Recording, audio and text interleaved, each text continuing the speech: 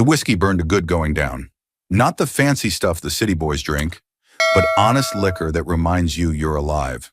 I swirled it in my glass, watching the amber liquid catch the dim light of Horn and Splinter, the bar that's been my second home for 30 years. Another round, Jim? Mike, the bartender, already knew the answer. He'd been pouring my drink since we both had full heads of hair. Make it a double, I said, feeling the weight of the day settling into my shoulders. 40 years in construction had left me with hands like weathered leather and a spine that complained more than a politician during tax season. The Horn and Splinter wasn't much to look at.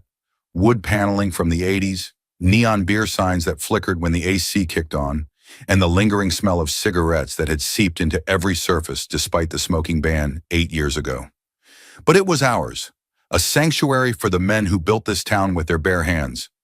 I just finished my 3rd week of retirement, 3 decades as a construction foreman, building everything from the elementary school to the new courthouse. My reputation in Millfield was solid as the foundations I'd laid. People respected Jim Harmon, not because I demanded it, but because I'd earned it. "How's retirement treating you, Jim?" asked Pete, a Vietnam vet who occupied the same corner stool every night since his wife passed in '98. I shrugged, rolling my shoulders to ease the stiffness. "Still feels like I'm playing hooky.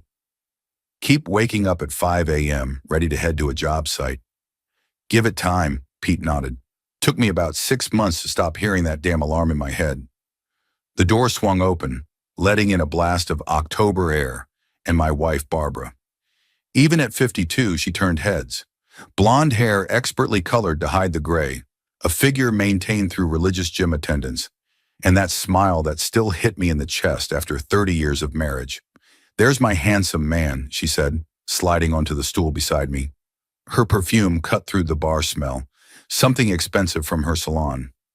Barbara's beauty boutique had started as a small operation in our garage and grown into the most successful salon in 3 counties. Mike slid her usual white wine across the bar. "On the house, Barb. Heard you just signed the lease on that 2nd location?" Her eyes lit up. "Downtown Westridge. Triple the square footage of my current place. We break ground on renovations next month." I squeezed her hand. "Proud of you, honey." And I meant it. Barbara had built something impressive, even if her ambition sometimes felt like a third person in our marriage. "Jim's been helping me plan the layout," she said, though that wasn't entirely true. I'd nodded along to her ideas, offered a contractor's perspective when asked, but the salon was her domain. Always had been. The door banged open again, and the temperature in the room seemed to drop 10 degrees. Thomas Wilson strode in like he owned. The place designer shoes clicking against the worn wooden floor. 30-ish, with the kind of looks that come from good genes and better cosmetic dentistry. His suit probably cost more than most of the regulars made in a month. The bar quieted in that subtle way that happens when an outsider enters a close-knit place. Wilson had moved to town 6 months ago, buying up property and making noise about revitalization and untapped potential. To men like me, those were just fancy words for pushing out the working folks who'd been here for generations.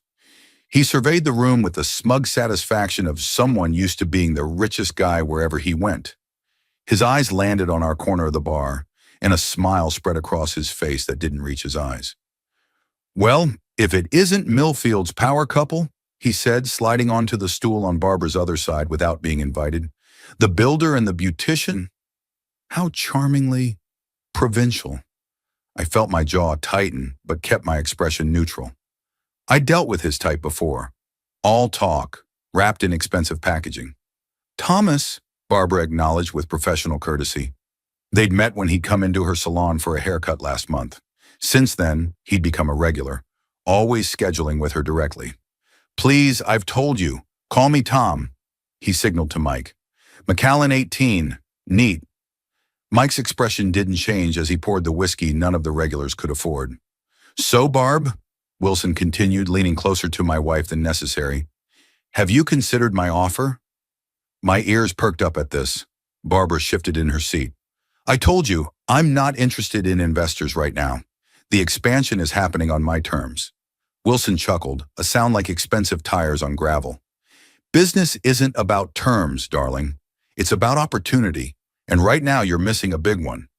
My wife knows her business, I said quietly, making it clear this was the first and last warning he'd get about the darling comment. Wilson turned to me as if noticing me for the first time. His eyes flickered with something, amusement maybe, or contempt. No offense, old-timer, but beauty is a young person's game. Barbara here has talent, but without the right backing, she'll hit a ceiling. He sipped his whiskey. I've got connections in Chicago, New York, places where real money gets made. Barbara straightened her spine. I appreciate the interest, Tom, but I've built this business myself. The expansion is fully financed. Wilson leaned in, dropping his voice. Your woman belongs to a real man, old-timer. The bar went dead silent.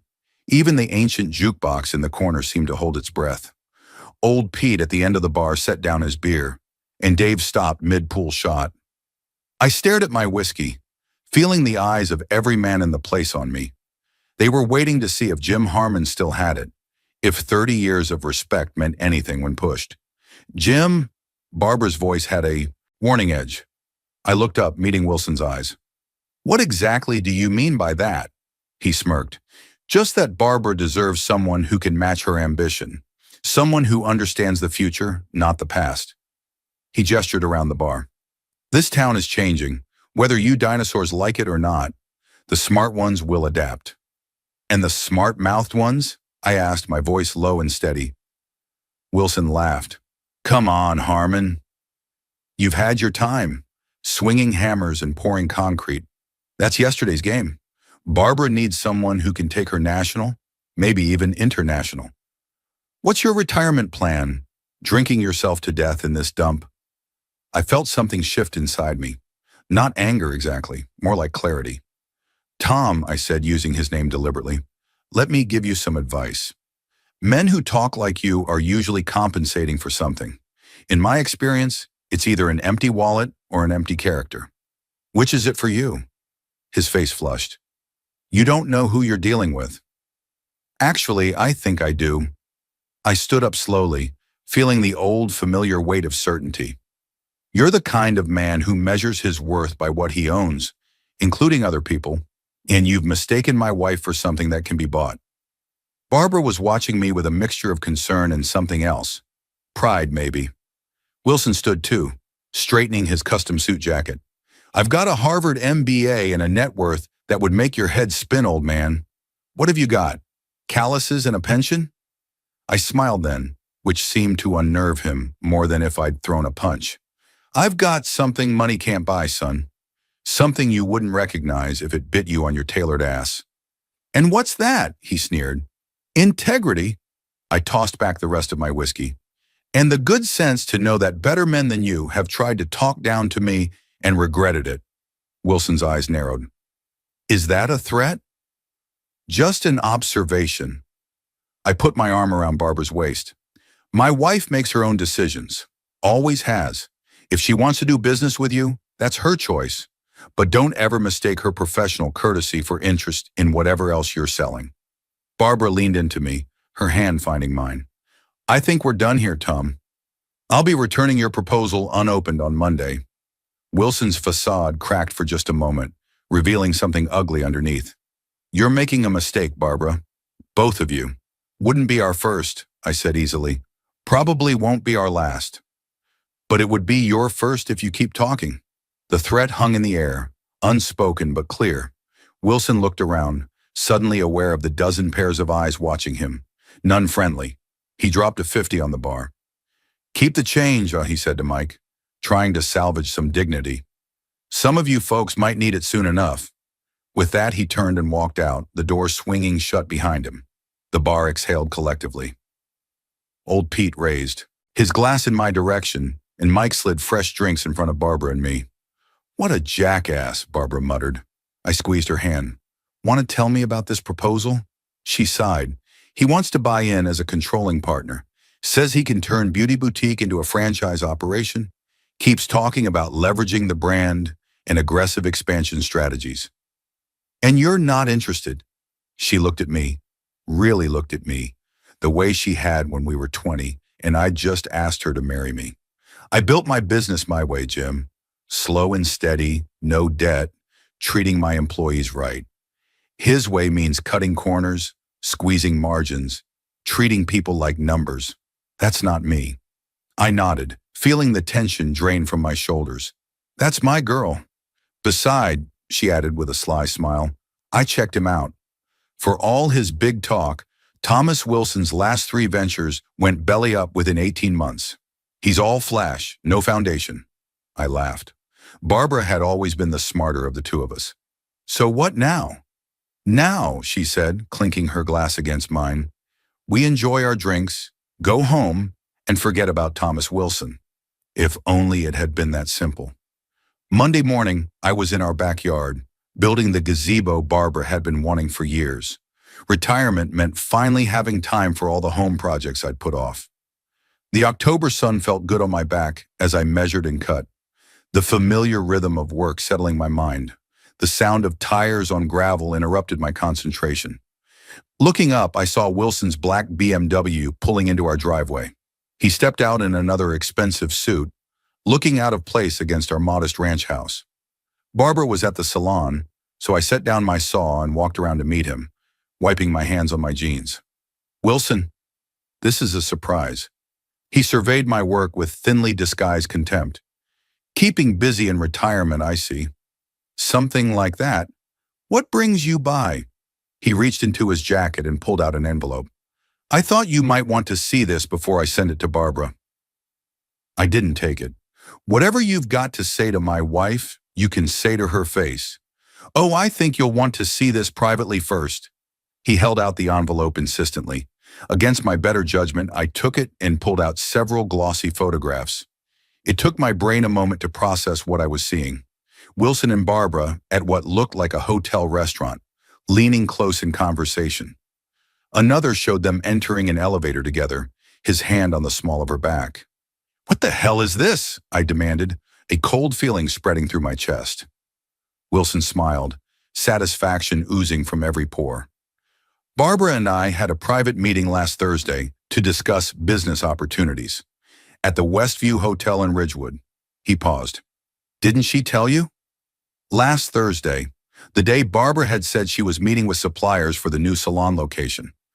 I stared at the photos, trying to make sense of them. These don't prove anything, I said, but my voice sounded hollow even to my own ears. Of course not, Wilson agreed smoothly. Just a business meeting. Although we did continue our discussion in my suite, the hotel restaurant was getting so crowded, I felt sick. What do you want, Wilson? His smile widened. Just for you to know your place, old man. Barbara's going places, with or without you. I'm offering her a partnership that will make her wealthy beyond what you could ever provide. The question is whether you'll stand in her way. Get off my property, I said quietly, fighting to keep my hands steady. He took the photos back, tucking them into his jacket. Think about it, Jim. 30 years is a long time. People change. Needs change. He pulled out a business card, placing it on my workbench. When you're ready to discuss this like businessmen, call me.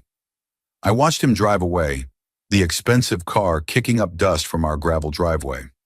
Then I went inside and poured myself a drink, even though it wasn't even noon. The rational part of my brain said there could be an innocent explanation. Barbara was ambitious, yes, but she'd never given me reason to doubt her. 30 years of marriage meant something, but another part whispered darker thoughts. Barbara had been distant lately, working late, always on her phone. The expansion was consuming her, but was that all it was? Wilson was closer to her age than to mine.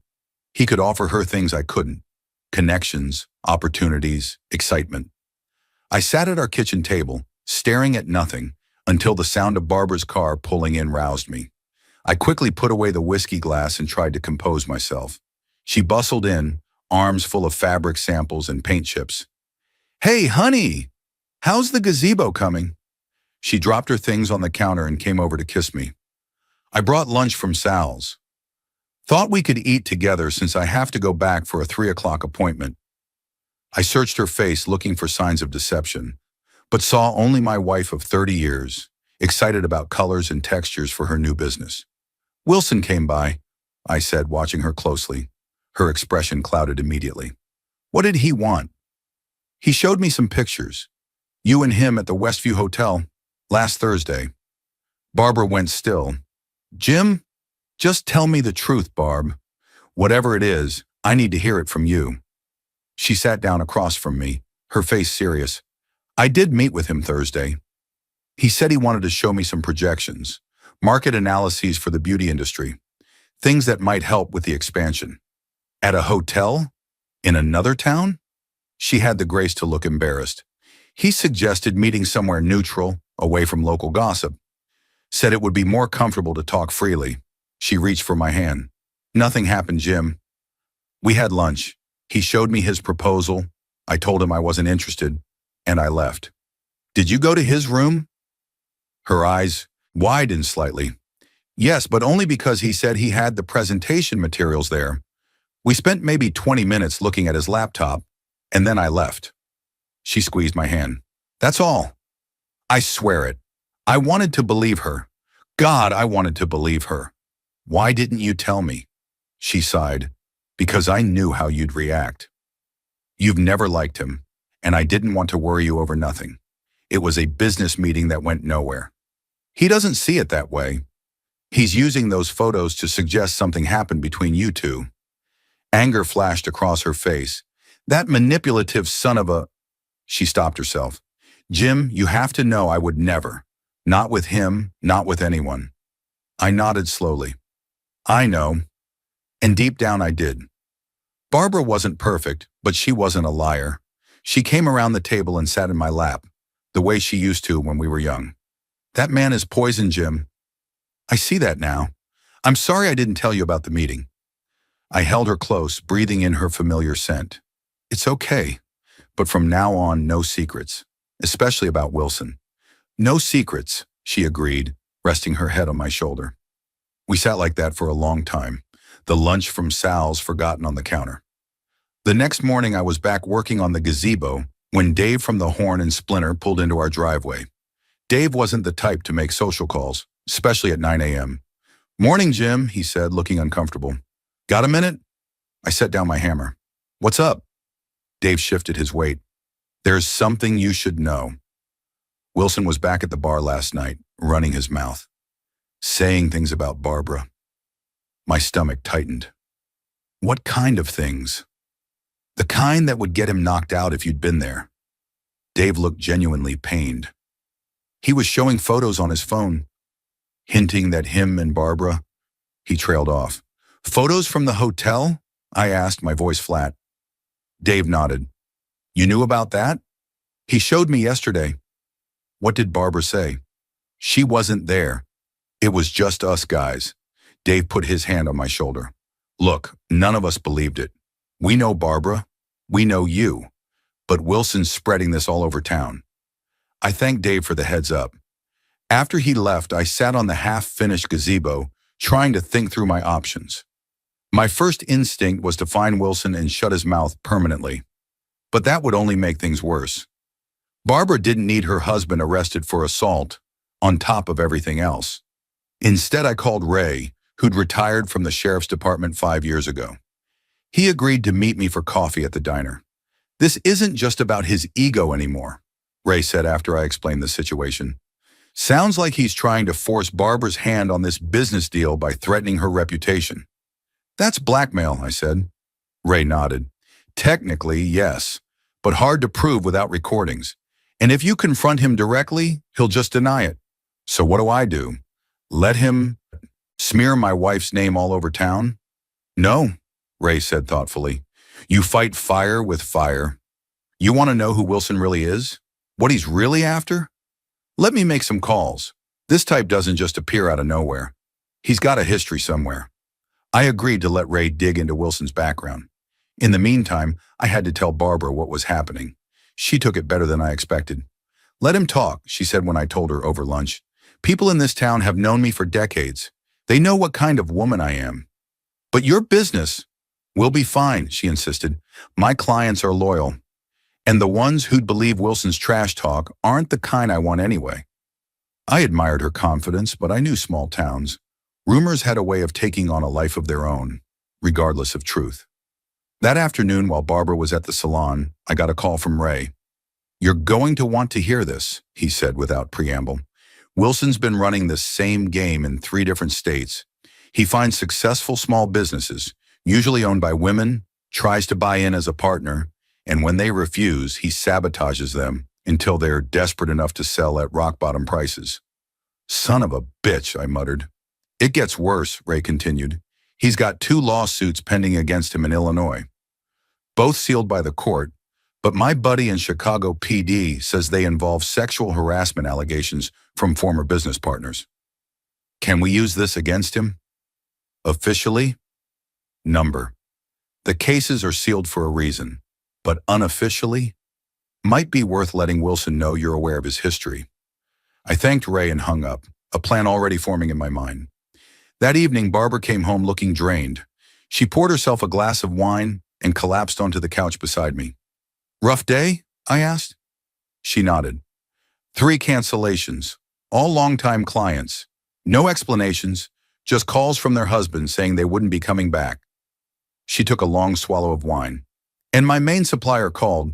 They're reviewing our credit terms because of concerns about the business. Wilson? I said. It wasn't a question. Has to be. He's moving faster than I expected. She looked at me, worry creasing her forehead. Jim, this expansion is leveraged to the hilt. If I start losing clients or have to pay suppliers up front. I put my arm around her. I know what Wilson's game is. Ray did some digging. This isn't his first rodeo. He's done this before, spreading rumors, undermining credit, all to force business owners to sell out to him. Barbara's expression hardened. That bastard. I won't give him the satisfaction. You won't have to. I told her what Ray had discovered about the lawsuits. I'm going to have a chat with our friend Thomas. Man to man.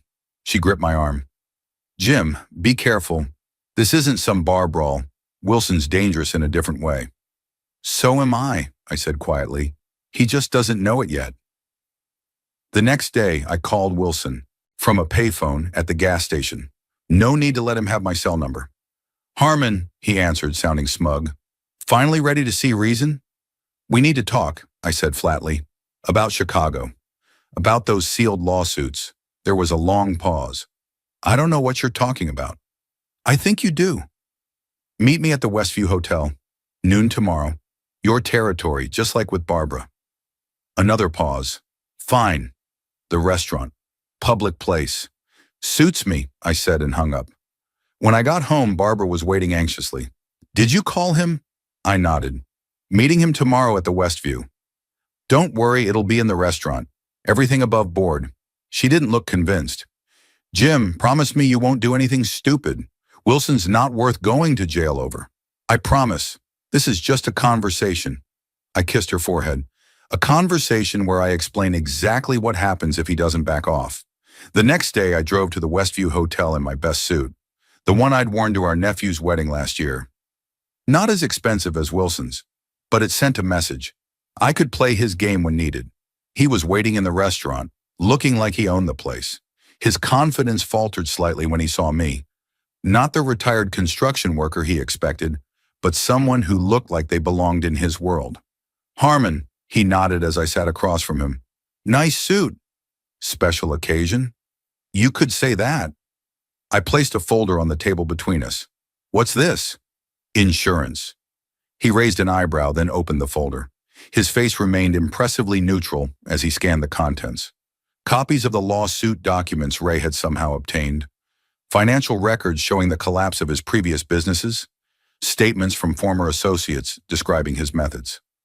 Where did you get these? He asked quietly. Does it matter? What matters is who else might get them if you don't back off. He closed the folder, his eyes calculating. Blackmail doesn't suit you, Jim. Neither does watching my wife lose sleep over a snake like you trying to destroy her business. I leaned forward. Here's what's going to happen. You're going to call the bank today and tell them you were mistaken about Beauty Boutique's finances. You're going to contact every supplier and contractor you've poisoned against Barbara and fix the damage. Then you're going to leave town. Wilson laughed, but it sounded forced. Or what? You'll send these to the local paper? No one here cares about business disputes in Chicago. Not the paper, the SEC. The investors you defrauded, the business partners you screwed over. I've got names, numbers, and enough evidence to keep you tied up in litigation for years. I met his gaze steadily. You're not the only one with connections, Wilson. He stared at me, reassessing. I underestimated you. People usually do. It served me well. What's to stop me from denying everything? It would be your word against mine. I smiled. Then, and he flinched almost imperceptibly. That's the beauty of small towns, Wilson. People look out for each other. The bank manager's brother-in-law worked for me for 15 years. The permit office supervisor's son played on the baseball team I coached for 10 years. We take care of our own. His jaw tightened. You're bluffing? Try me. I stood up. You've got 48 hours to fix what you broke. After that, these files go to people who'll be very interested to find you. I left him sitting there staring at the folder. Walking through the hotel lobby, I felt lighter than I had in weeks. Wilson was a bully, and like most bullies, he crumbled when confronted with his own tactics. Barbara was waiting anxiously when I got home. Well? I think we've seen the last of Thomas Wilson's interference, I said, loosening my tie. She studied my face. What did you do? Just had a business discussion. The kind he understands.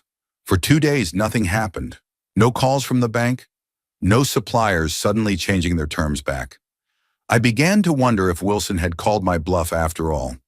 Then on the third morning, everything changed at once. Barbara got a call from the bank. The review of her loan had been completed, and everything was approved as originally agreed.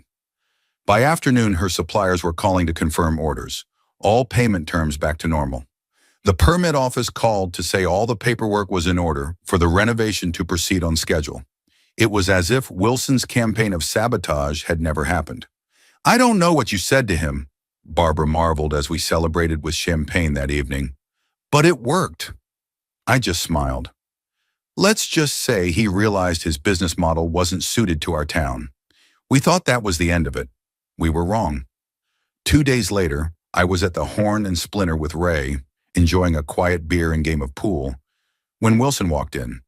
He looked different, disheveled, eyes bloodshot, expensive suit wrinkled as if he'd slept in it.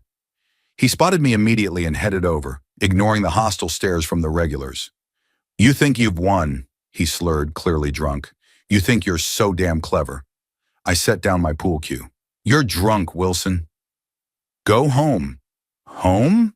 He laughed, a harsh, bitter sound. I don't have a home here anymore. My investors pulled out this morning, called in their markers. Seems someone sent them some very interesting information about my business practices.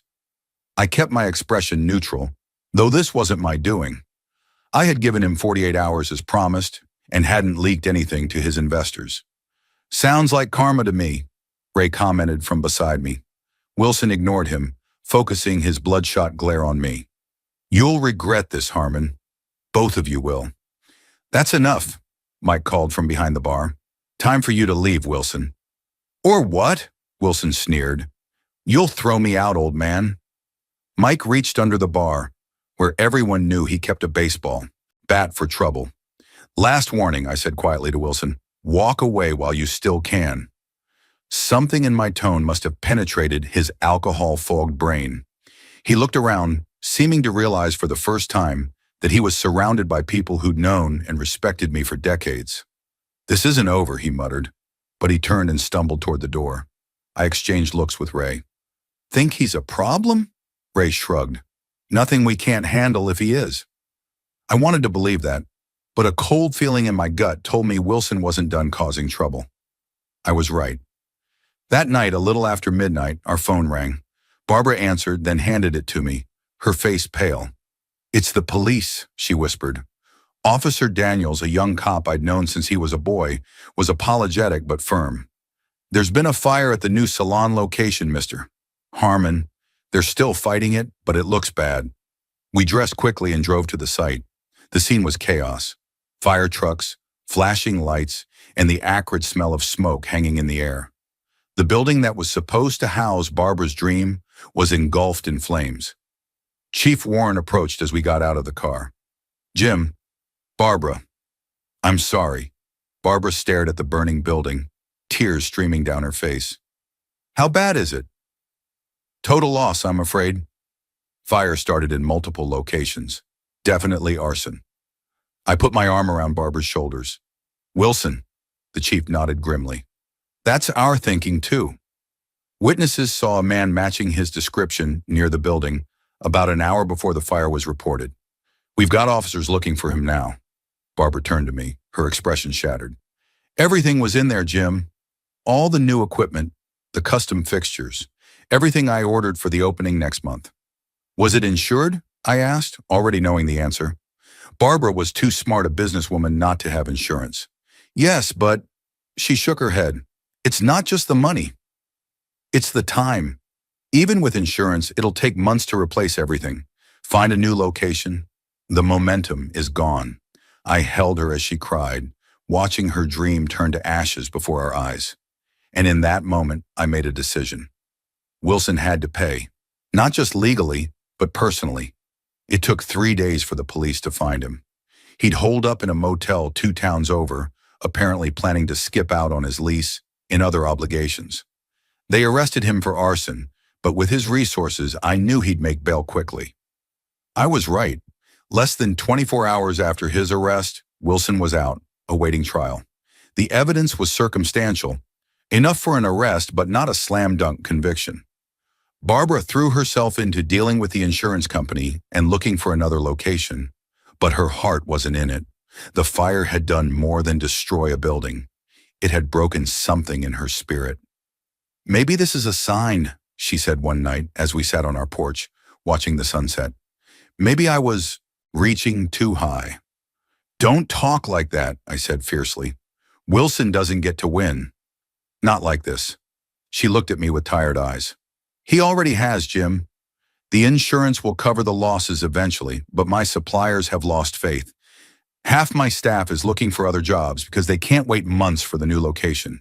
And honestly, I don't know if I have the energy to start over. Her words hit me like a physical blow. Barbara had never been one to give up. For Wilson to have beaten her down this way was unforgivable. The next day, I made some calls, pulling in favors from people I'd worked with over the decades. By evening, I had what I needed. Wilson's new temporary address and his daily routine.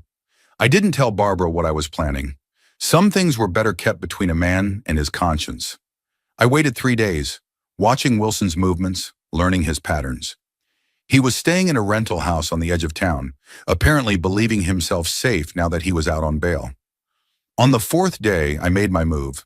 It was dusk when I parked down the street from Wilson's rental. I waited until the lights came on inside, then walked up to the front door and knocked. Wilson opened the door, surprise registering on his face when he saw me. Harmon? What the hell? I didn't give him time to finish. My fist connected with his jaw, sending him stumbling backward into the house. I followed, closing the door behind me. What the? He touched his split lip, staring at the blood on his fingers. Are you insane? I'll have you arrested for assault. To do that, you'd have to admit I was here, I said calmly, removing my jacket and rolling up my sleeves. And we both know you won't do that, because then you'd have to explain what we talked about. Understanding dawned in his eyes. This is about the fire. I didn't save it, I advanced on him. You took something from my wife, her dream, her confidence, her belief in herself. He backed away. The police have nothing concrete. You can't prove anything. This isn't about proof, Wilson. This is about consequences. He looked around desperately, perhaps for a weapon or an escape route. I'll pay for the damages. Whatever the insurance doesn't cover. Just be reasonable. Reasonable? I laughed, a sound without humor. Was it reasonable to burn down a building because your ego got bruised? Was it reasonable to try to destroy a woman's life's work because she wouldn't do business with you? He made a break for it then, trying to dart past me to the door. I caught him easily. Decades of construction work giving me strength his gym-sculpted muscles couldn't match. I threw him against the wall, pictures crashing to the floor. Your woman belongs to a real man, I repeated his words from the bar. Remember saying that, Wilson? Fear flashed in his eyes. Look, that was just talk. I was trying to get under your skin. It worked. I hit him again, feeling something crack beneath my knuckles. But you made a mistake.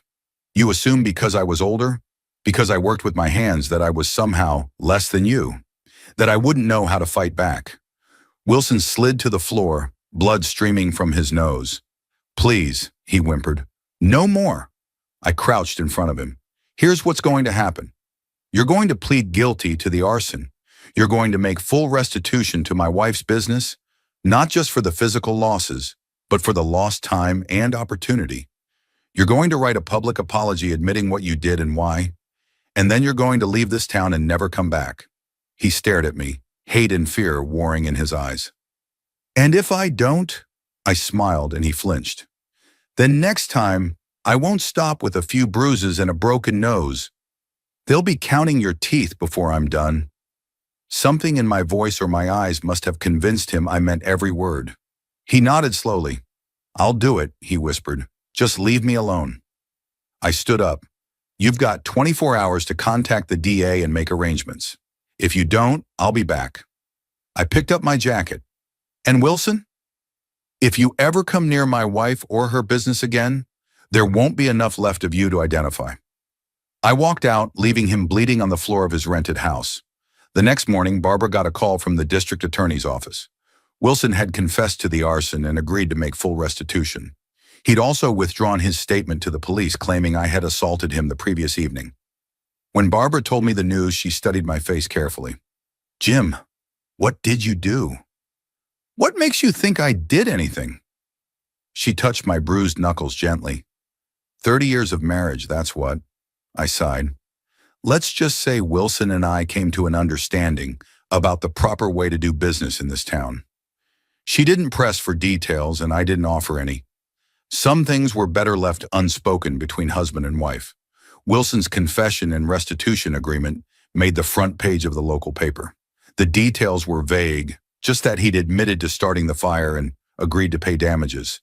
But it was enough to restore Barbara's reputation in town. The clients who'd canceled started calling for appointments again. Suppliers who'd been hesitant renewed their commitments. But the damage to Barbara's expansion plans was done. The building was a total loss, and by the time the insurance money came through, the commercial real estate market had tightened. There were no suitable locations available. We'll wait, I assured her. The right place will come along. She nodded, but I could tell her heart wasn't in it anymore. The fire had taken more than just a building. It had stolen her momentum, her excitement for the future. Wilson, meanwhile, was preparing for sentencing. The DA had pushed for the maximum, 5 years for felony arson. But his high-priced lawyer was arguing for probation and restitution only, citing his cooperation and clean prior record.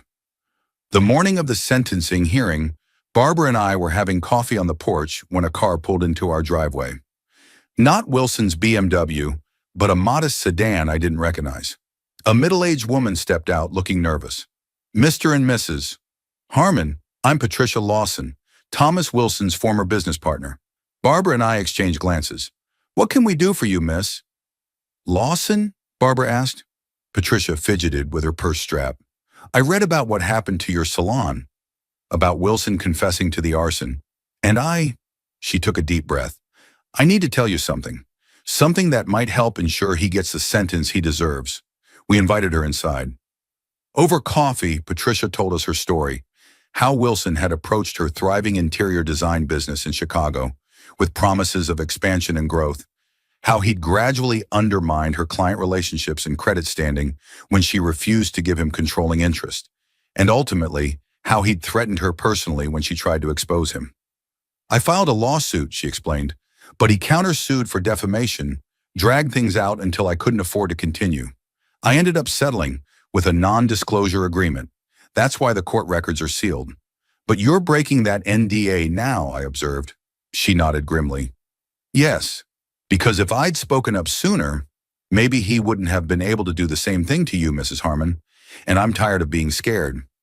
Barbara reached across the table and squeezed Patricia's hand. It's not your fault. And please, call me Barbara. Patricia smiled weakly. There's more. Wilson didn't just try to sabotage my business. When that didn't work fast enough, there was a break-in at my studio. Nothing valuable was taken, but all my client files were destroyed. My computer was smashed. The parallels to Barbara's situation were unmistakable. Did you report it? I asked. Of course. But there was no evidence linking Wilson to the crime. Just like your fire, I imagine, if he hadn't confessed. I leaned forward.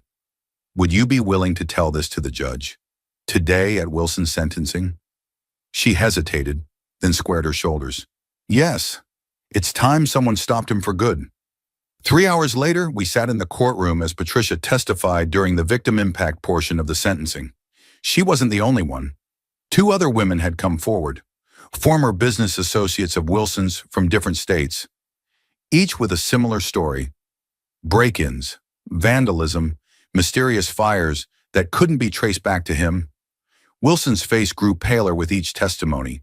His lawyer tried to object, arguing that these unproven allegations from other jurisdictions weren't relevant to the current case, but Judge Henderson, whose daughter had been one of Barbara's first employees, overruled him. I find these testimonies highly relevant to establishing a pattern of behavior and assessing the defendant's potential for rehabilitation, the judge said firmly. When it came time for sentencing, Judge Henderson didn't mince words. Mr. Wilson, you've pled guilty to arson in the first degree, a Class B felony in this state. The standard sentence range is 2 to 5 years. Your attorney has argued for probation, citing your confession and willingness to make restitution. He peered over his glasses at Wilson. However, based on the testimony we've heard today, I believe you represent an ongoing danger to the community. Your pattern of targeting successful women business owners and using both legal and illegal means to destroy what they've built shows a disturbing level of premeditation and malice. Wilson stared straight ahead, his jaw clenched. Therefore, I sentence you to the maximum term of 5 years in the state penitentiary, with no possibility of parole for 3 years. Additionally, you will make full restitution to Mrs. Harmon for all damages, both direct and consequential, resulting from your crime. The gavel came down with a satisfying crack. As the bailiff led Wilson away, he turned and looked directly at me, his eyes promising revenge. I met his gaze steadily, unafraid. Outside the courthouse, Barbara hugged Patricia and the other women who testified. Thank you, she said, tears in her eyes. All of you, for making sure he can't do this to anyone else. Patricia smiled. It's what should have happened years ago. Maybe now we can all move forward. As we walked to our car, Barbara slipped her hand into mine. 5 years, she said. It doesn't bring back my salon location, but it's something. It's justice, I replied. And sometimes, that's enough. But it wasn't the end of our story with Thomas Wilson. Not by a long shot. 2 weeks later, I was reading the morning paper when a small article caught my eye. Wilson had been attacked in prison, suffering multiple facial fractures and the loss of several teeth. No suspects had been identified. I showed the article to Barbara, who read it with a mixture of horror and satisfaction.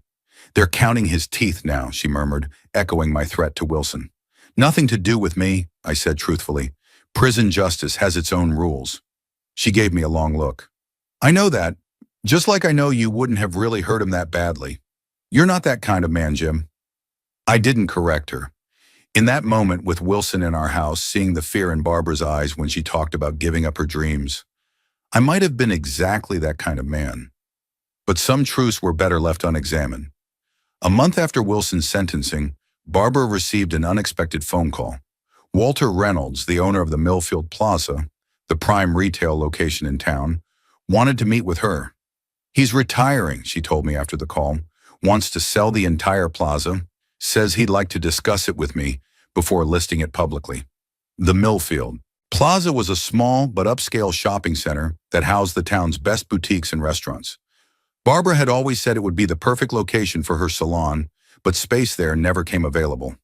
Can we afford something like that? I asked. The insurance money from the fire would cover rebuilding a salon, but buying an entire shopping plaza was a different league. Probably not, she admitted, but I'm curious why he called me first. The meeting with Reynolds revealed the surprising answer. He'd been following the saga with Wilson closely and had been impressed by how Barbara had handled herself through the ordeal. This town needs more business owners like you, Barbara, he said as we sat in his office overlooking the plaza. People who build things the right way, who treat their employees and customers with respect. I've watched you grow that salon from nothing, never cutting corners, always doing things right. He named his asking price for the plaza, a fair figure, but still well beyond what we could afford, even with the insurance money and our savings combined. I can't swing that, Barbara said regretfully, but I'd be very interested in leasing space for the new salon, if that's an option. Reynolds smiled. Actually, I had something else in mind. A partnership. You'd run your salon in the anchor space and gradually take over management of the entire plaza. We'd split the profits 60-40 for 5 years. Then you'd have the option to buy me out completely. Barbara's eyes widened. That's incredibly generous. But why? Because I've spent 40 years building this place, and I want to see it in good hands when I retire. Hands that understand what it means to build something real, not just turn a quick profit. He looked at me. Jim's reputation in this town is part of it too. You two represent what Millfield is about. Hard work, integrity, looking out for each other. The irony wasn't lost on me. Wilson had tried to force a predatory partnership on Barbara, and now she was being offered a genuine opportunity for growth on fair terms. We need to review the financials, the lease agreements with the current tenants, Barbara said, already thinking like a property manager. Reynolds laughed. Of course. Take your time, do your due diligence. The offer stands. 3 months later, Barbara's new salon opened in the Millfield Plaza, twice the size of her original location, with a day spa section that attracted clients from 3 counties. The partnership with Reynolds was working beautifully, with Barbara bringing fresh energy and ideas to the plaza management. On the day of the grand opening, I stood beside her as she cut the ribbon, her smile radiant, her confidence fully restored. The salon was packed with well-wishers, many of whom had helped us rebuild after the fire, offering temporary space for her stylists, helping with the renovation of the new location, spreading the word about the grand opening. We did it, she whispered to me as camera flashes popped around us. You did it, I corrected her. This is all you, Barb. She squeezed my hand. No, it's us. Always has been. She looked around at her beautiful new salon, at the community that had rallied around us. Wilson never understood that. He thought business was just about money and power. And what is it about? I asked, curious to hear her answer. She smiled up at me, the same smile that had captured my heart 30 years ago. Relationships, trust, building something that lasts. She kissed me softly, the same things that make a marriage work. That evening, as we celebrated at home with champagne, Barbara raised her glass in a toast. To karma, she said, and to men who don't need to announce they're real men. I clinked my glass against hers. And to women who know the difference. We drank, and I thought about Wilson, sitting in his prison cell, counting his remaining teeth. I almost felt sorry for him. Almost. In the end, he'd been right about one thing. Barbara did belong with a real man. He'd just been wrong about who that man was. And while he counted his teeth in prison, Barbara counted the zeros in her business account, which had never looked healthier. A year later, we received word that Wilson had been denied parole. The board cited his lack of genuine remorse and continuing failure to accept responsibility for his actions. Apparently, despite his guilty plea, he'd spent his time in prison claiming he'd been framed, that I had somehow orchestrated everything to destroy him. Some people never learn, Barbara commented when I told her the news. Some people can't, I replied. They're too invested in their own version of reality to see the truth. 2 more years passed. The plaza was thriving under Barbara's management. She'd brought in new tenants, renovated the common areas, and created a cohesive shopping experience that drew people from neighboring towns.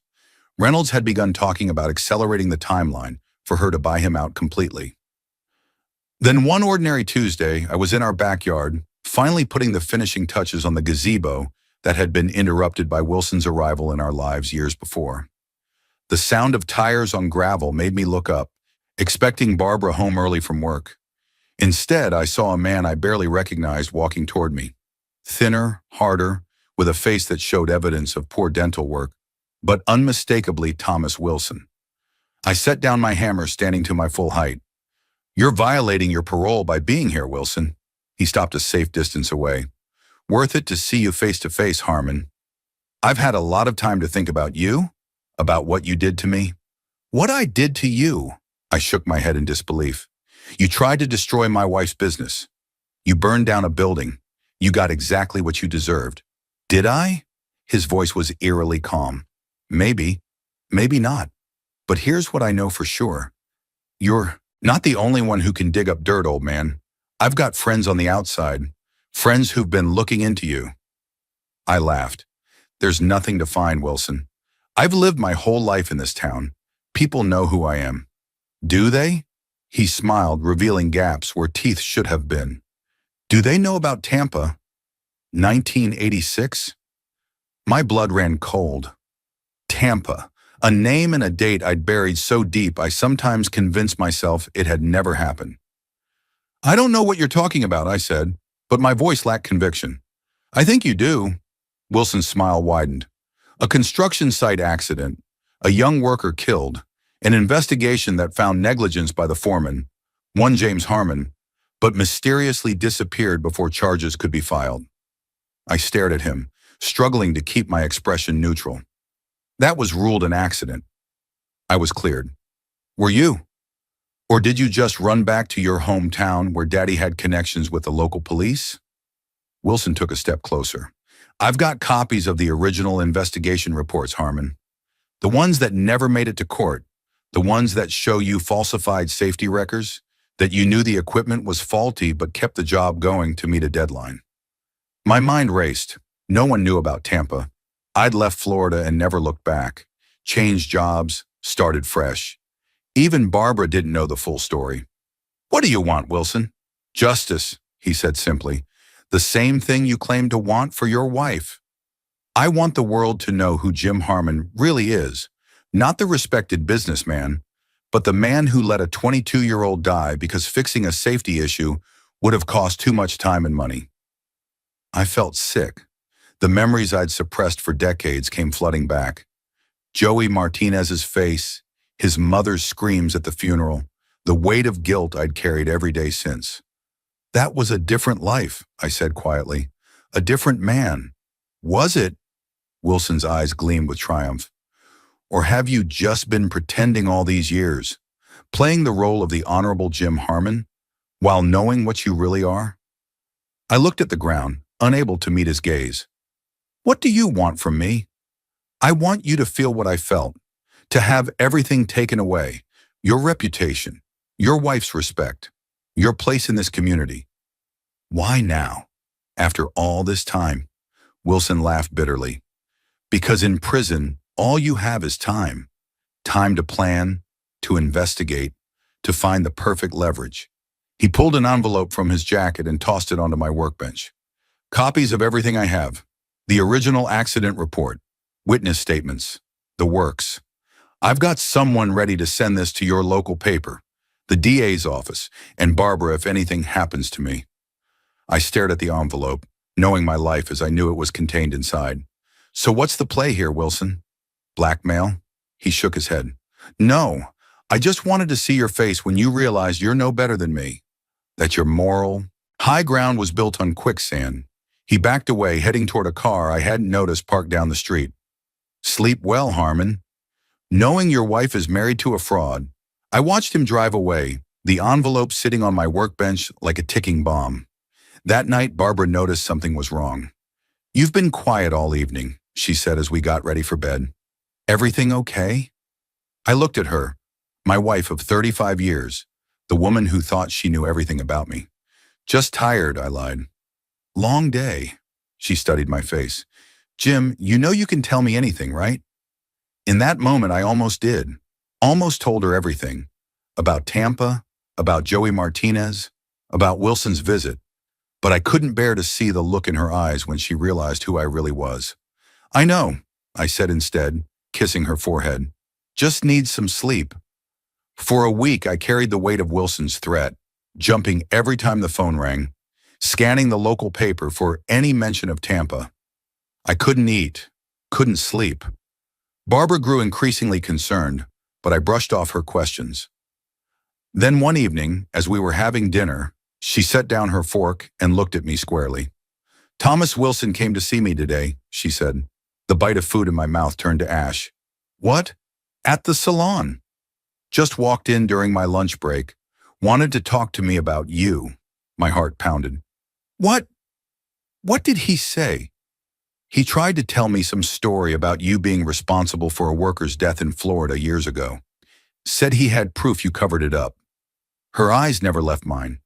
Said he thought I should know who I was really married to. I couldn't speak, couldn't move.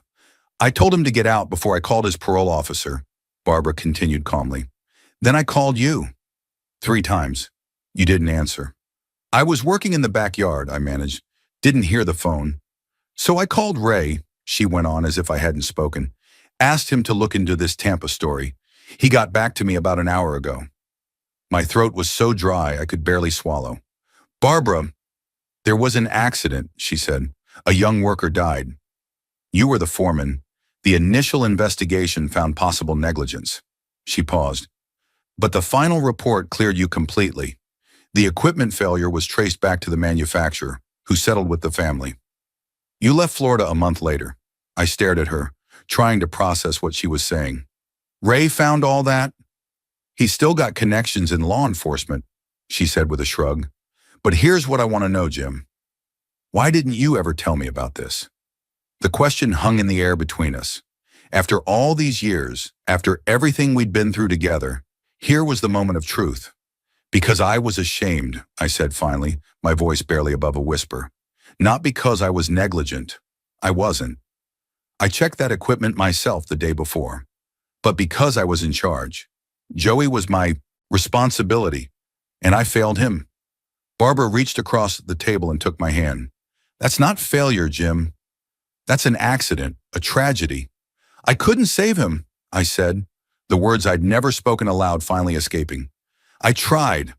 God, I tried. But by the time we got him out from under that beam, I trailed off, the memory too painful. So you left Florida, started over here. I nodded, changed jobs, went back to being just a worker for a while, not a foreman. Couldn't handle the responsibility anymore. Until you met me, Barbara said softly. Until I met you, I agreed. You made me want to be better. To try again. She squeezed my hand. Wilson thought he could use this to drive us apart, to make me see you differently. And does it? I asked, afraid of the answer. Barbara's eyes filled with tears. It makes me love you more, you idiot. To know that you've carried this weight all these years, that you've held yourself to such an impossible standard because of something that wasn't your fault. The relief that flooded through me was so intense I could barely breathe. I should have told you. Yes, you should have. But I understand why you didn't. She wiped her eyes. No more secrets, Jim. Not after all this time. No more secrets, I promised. Later that night, I called Ray to thank him for looking into the Tampa incident. There's something else you should know, he said. Wilson violated his parole by coming to see you and Barbara. He's been picked up, going back to finish his sentence. Plus probably another year for the violation. Good, Ornason, I said, feeling a weight lift from my shoulders. That's good. Jim, Ray hesitated. For what it's worth, I always knew about Tampa. Did a background check on you when you first started dating Barbara. Her dad asked me to. I was stunned. You knew? All this time? Known you 35 years, Jim. Known about Tampa for just as long. Never changed my opinion of you one bit. He cleared his throat. Accidents happen. It's what you do after that defines you. After we hung up, I went outside and looked at the finished gazebo, glowing softly in the moonlight. Barbara had waited years for it, through all our ups and downs with Wilson. Through my procrastination and distraction, she'd never complained. Just waited patiently, believing I'd finish it eventually, believing in me. I heard the door open behind me, felt Barbara's arms slip around my waist. It's beautiful, she murmured. Worth the wait. I turned to face her. I don't deserve you. She laughed softly. Probably not. But you've got me anyway. She kissed me, then took my hand and led me toward the gazebo. Come sit with me. Let's enjoy this thing you built. As we sat together in the cool night air, I thought about Wilson, back in his prison cell, counting teeth and plotting revenge that would never come. And I thought about Joey Martinez, whose death had shaped my life in ways I'd never fully acknowledged. I'm going to find Joey's family, I said suddenly. Make sure they're okay. That the settlement was enough. Barbara nodded against my shoulder. I think that's a good idea. We could do it together. I'd like that, I said, pulling her closer. We sat in comfortable silence, looking up at the stars through the gazebo roof. After a while, Barbara spoke. You know what Wilson never understood? About you, about us, about this town. What's that? That real strength isn't about power or money or intimidation. It's about facing your mistakes, making things right when you can, and living with grace when you can't. I thought about that, about Tampa and Wilson and all the years between, about the man I'd been and the man I'd become. He'll have plenty of time to figure it out now, I said. Barbara chuckled. Somehow I doubt prison is teaching him anything except how to be a better criminal. His loss, I said simply. We fell silent again, content in each other's company, secure in the knowledge that we'd weathered Wilson's storm and emerged stronger.